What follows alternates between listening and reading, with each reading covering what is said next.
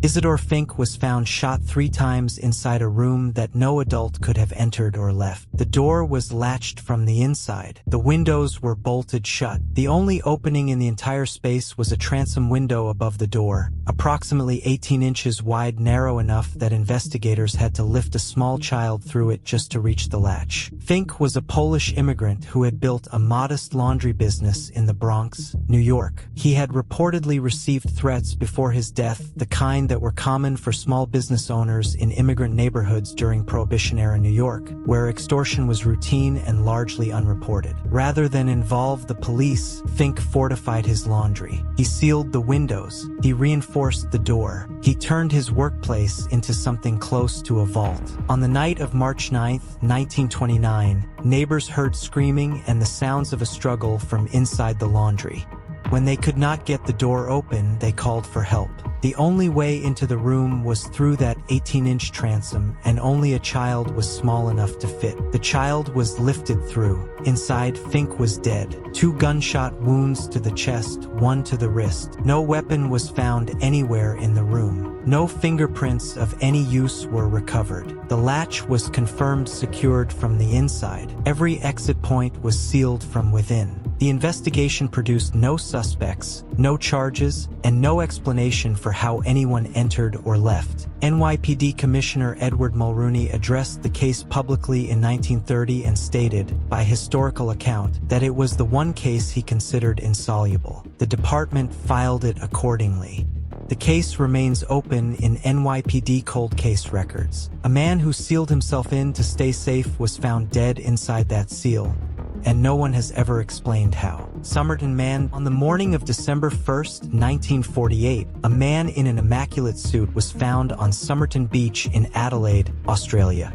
He appeared at first to be sleeping. He was not. He was dead, and he had no identification on him of any kind, not because his wallet was missing, but because every label had been deliberately removed from every piece of clothing he wore. The autopsy found no definitive cause of death. There were signs consistent with poisoning, but no poison was identified. His physical condition suggested he was fit and healthy. His shoes showed no sand, despite the beach location, which indicated he had been placed there rather than having walked there himself. Adelaide detectives had nothing, no name, no origin, no cause of death, and no one who came forward to claim him. Weeks into the investigation, a hidden pocket was discovered sewn into the lining of his trousers. Inside it was a small piece of paper. On it were 2 words printed in Persian, Tamam Shud. It is a phrase taken from the final page of the Rubaiyat of Omar Khayyam. It means, "It is ended." The torn piece matched a copy of that book found in an unlocked car parked near the beach. On the back cover of that book, someone had written a series of capital letters in 5 lines, a code that professional cryptographers and intelligence analysts have examined for over 70 years without reaching a definitive solution. A nurse who lived nearby was shown a cast of the dead man's face. By multiple accounts, she recognized him but refused to explain the connection.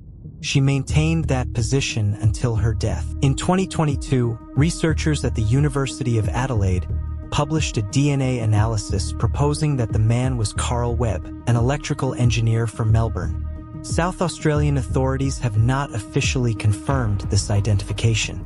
Whatever his name was, he carried a final message in a secret pocket, and whoever was meant to receive it never came forward. Dyatlov Pass. The tent was cut open from the inside. That detail was established within the first hour of the rescue operation, and it has never been adequately explained in the 65 years since. 9 experienced hikers from the Ural Polytechnical Institute set out on January 23, 1959, on a documented ski route through the northern Ural Mountains in the Soviet Union. The group was led by 23-year-old Igor Dyatlov. All 9 were seasoned. The route was challenging but within their capability. One member turned back early due to illness, which almost certainly saved his life. On the night of February 1st, the group set up camp on the slope of a mountain the local Mansi people called Kolitsyakal, a name that translates, depending on the source, as Dead Mountain.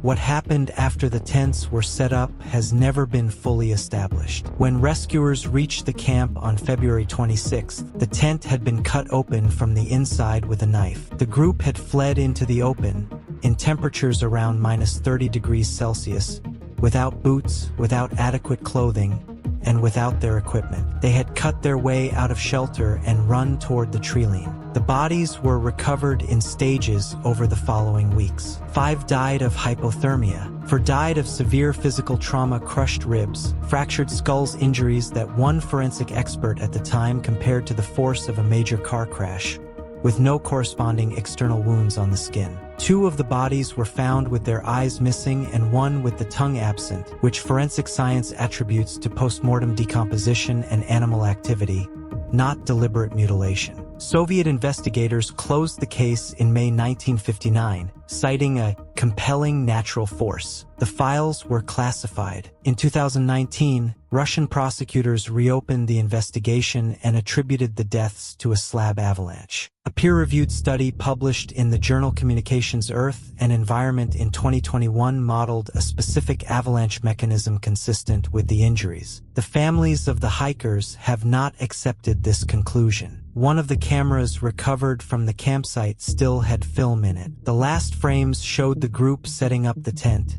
in good spirits. Whatever caused 9 experienced mountaineers to cut their way out of shelter and run into fatal cold happened after the cameras were put away, and no one who survived saw it. Elisa Lam. 3 weeks after Elisa Lam disappeared from the Cecil Hotel in Los Angeles, guests began complaining about the water pressure. The taps were running slow. The water tasted unusual. A maintenance worker was sent to the roof to check the storage tanks on February 19, 2013. He found her. Lam was a 21-year-old student from Vancouver, British Columbia, traveling alone through California. She checked into the Cecil Hotel on January 26th. She had been diagnosed with bipolar disorder and was managing the condition with prescribed medication. By January 28th, hotel staff had moved her from a shared room after complaints from roommates about her behavior, though the specific nature of those complaints was not made public. The last confirmed footage of Elisa Lam alive was captured by a hotel elevator security camera on January 31st. In the footage, she enters the elevator and presses multiple floor buttons. She moves to the corner of the elevator, then steps partially into the hallway and looks in both directions, as if checking whether someone is there. She returns to the elevator, presses more buttons, steps out again, and moves her hands in patterns that have been described variously as distressed, communicative, and in some online commentary, inexplicable. The elevator doors do not close while she is near them. Eventually, she walks out of frame. The elevator doors close. She was not seen again. Access to the Cecil Hotel rooftop required a key card. The roof door reportedly had an alarm. The water tanks were large industrial containers. The hatch on the tank she was found in opened from the outside. Her body was found floating inside it, in a state consistent with having been there for the duration of her disappearance. The Los Angeles County coroner ruled her death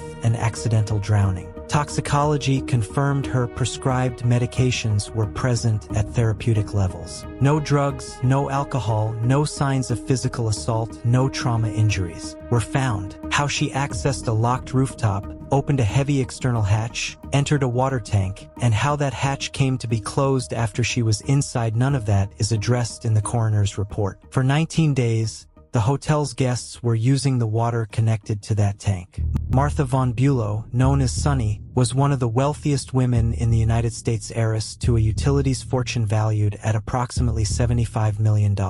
On December 21, 1980, she fell into a coma inside her bedroom. She never regained consciousness. She remained in a persistent vegetative state for 28 years. Her husband, Klaus von Bülow, was a European-born socialite and lawyer who stood to inherit significantly upon her death. Sunny's children from a previous marriage hired a private investigator shortly after she fell into the coma. That investigator found a black bag belonging to Klaus. Inside the bag was a needle. Laboratory testing reportedly found insulin residue on that needle, along with traces of other drugs. In 1982, Klaus von Bülow was convicted on 2 counts of assault with intent to murder, based substantially on the black bag evidence and expert testimony that Sonny's blood insulin levels at the time of the coma were consistent with external injection rather than natural causes. He hired Harvard law professor Alan Dershowitz to lead his appeal. The retrial in 1985 focused on the chain of custody of the black bag. It had been collected and held by a private investigator before being handed to law enforcement, which the defense argued made it inadmissible and potentially compromised. The jury acquitted him on both counts. Toxicologists for the prosecution and defense gave directly contradictory testimony regarding whether Sonny's insulin levels could have resulted from her documented history of alcohol and drug consumption rather than injection. That dispute was never resolved to legal certainty. Klaus von Bülow moved to London after the acquittal. He lived publicly and openly for the rest of his life. He died on May 25, 2019, at age 92. Sonny had died on December 6, 2008, having spent the final 28 years of her life in a bed, never regaining consciousness, with the question of who put her there legally unanswered. The needle that may or may not have held the answer was collected by a private individual, stored in a private bag, and handed to police after its chain of custody was already broken.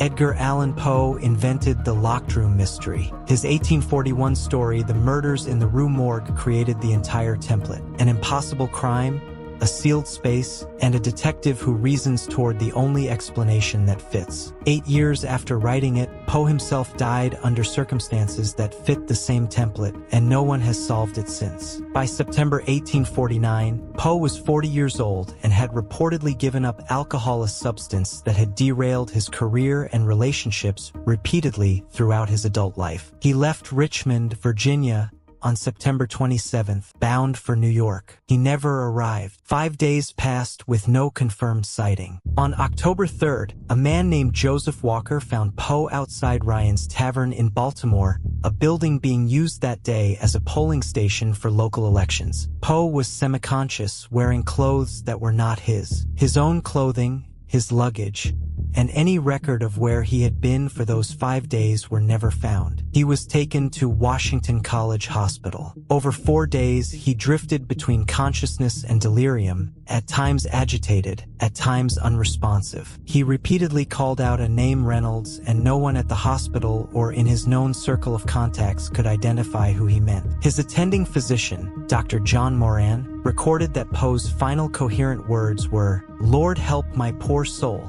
He died on the morning of October 7, 1849. No autopsy was performed. The cause of death, with no underlying cause identified. More than 10 theories have been proposed by medical researchers and historians in the 175 years since. Rabies, epilepsy, alcohol poisoning, carbon monoxide poisoning, and cooping, a form of electoral fraud in which victims were drugged and forced to vote multiple times at different polling locations, which would explain both his location at a polling station and the unfamiliar clothing. A peer-reviewed hypothesis published in the Maryland Medical Journal in 1996 proposed rabies as the cause, based on Moran's recorded symptom descriptions. It is medically plausible, cannot be confirmed without tissue samples that no longer exist. The man who wrote the definitive template for the unsolvable mystery left behind one of his own, and it has now resisted explanation for longer than he was alive. Hinterkaifeck. In the days before the murders, Andreas Gruber told his neighbors that he had found footprints in the snow leading to his farmhouse. They led toward the house. They did not lead away from it. He also told them he had been hearing footsteps in the attic at night. The previous maid had quit weeks earlier, reportedly because she was frightened by something on the property.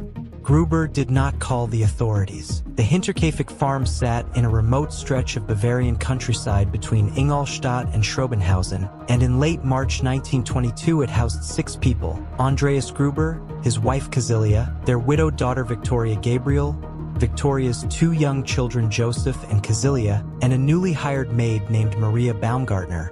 who had arrived on the farm on the very day she was killed. On approximately April 4, 1922, neighbors who had grown concerned by the farm's silence went to investigate. They found 4 of the family members in the barn, their skulls split open with a mattock. Victoria's daughter Kazilia and Maria Baumgartner were found dead inside the farmhouse. The weapon was never recovered at the scene. What investigators documented at the farm was not simply a massacre. The animals had been fed after the estimated time of death. Food had been consumed from the kitchen. Smoke had been seen rising from the farmhouse chimney by neighbors in the days following the last confirmed sighting of the family. Whoever killed 6 people on that farm stayed long enough afterward to maintain the appearance of normal activity, for reasons that were never established. More than 100 suspects were investigated over the following decades. The original investigative files were partially destroyed during Allied bombing in World War II. Bavarian authorities sent the skull of Andreas Gruber to a Munich psychic at one point during the investigation, a measure that illustrated how far beyond conventional tools the case had pushed them. No suspect was ever charged. The case was never officially closed. The mattock used to kill 6 people was never found, which means whoever carried it away walked out through the same snow Andreas Gruber had stood in days earlier, looking at footprints that only led one direction, deciding not to act. Jan Masaryk.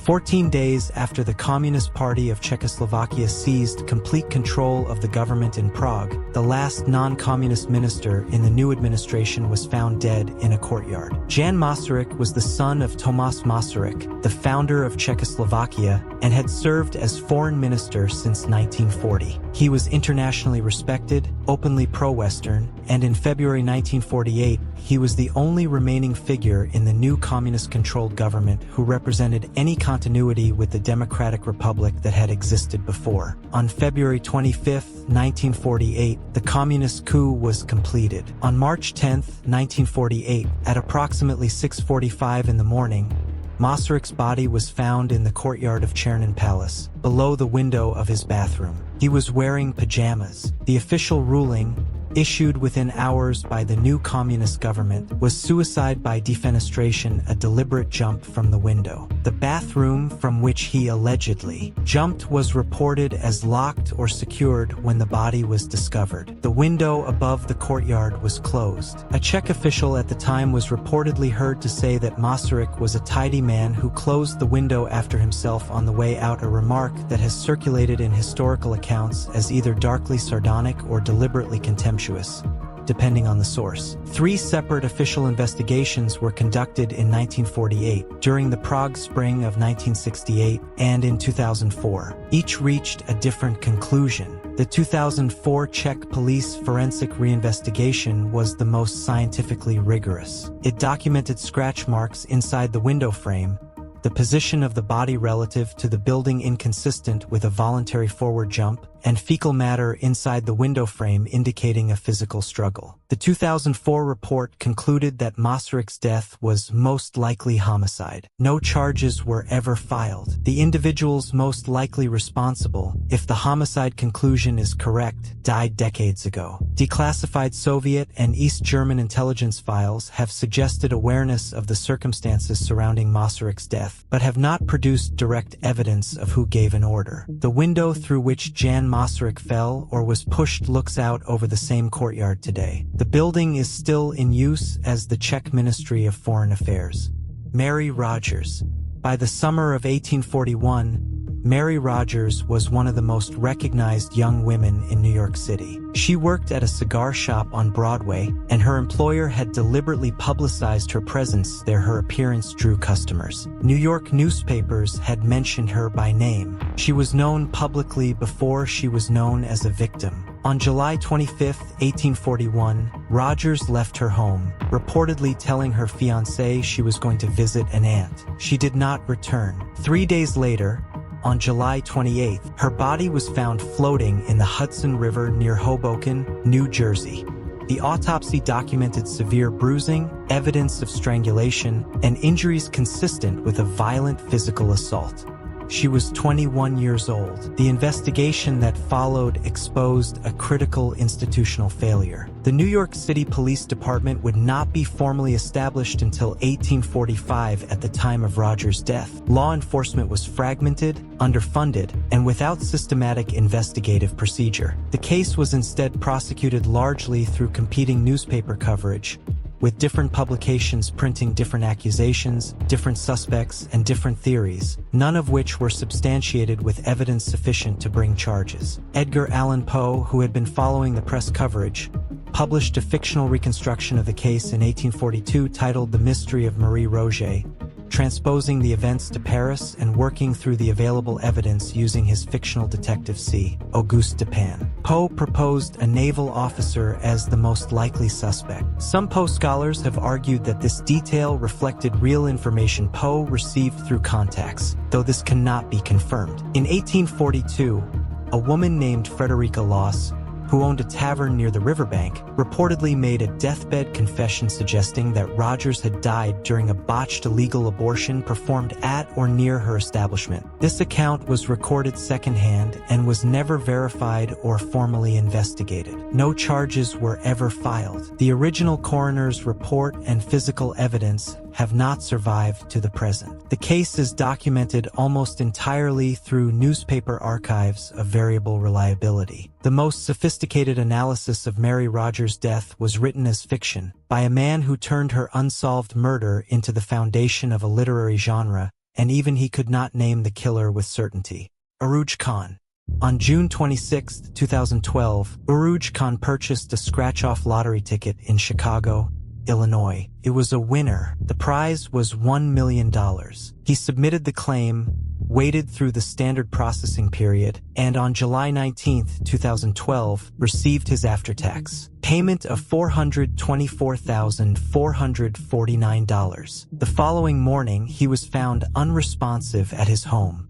He was 46 years old and died that day. Khan was a dry cleaning business owner with a documented history of coronary artery disease. The Cook County Medical Examiner reviewed his case and issued a ruling of natural causes, a conclusion consistent with his medical history and the presenting circumstances of his death. His body was released for burial. A relative identified in subsequent reporting as a cousin contacted the medical examiner's office and formally requested further investigation. The specific basis for that request has not been fully detailed in public records, but it was sufficient to prompt the examiner to conduct a second, more detailed toxicological analysis. The results of that analysis were announced in February 2013. Urooj Khan had died with lethal levels of potassium cyanide in his system. The Cook County Medical Examiner reclassified the cause of death as homicide. The Chicago Police Department opened a murder investigation. Potassium cyanide does not appear accidentally in a person's system.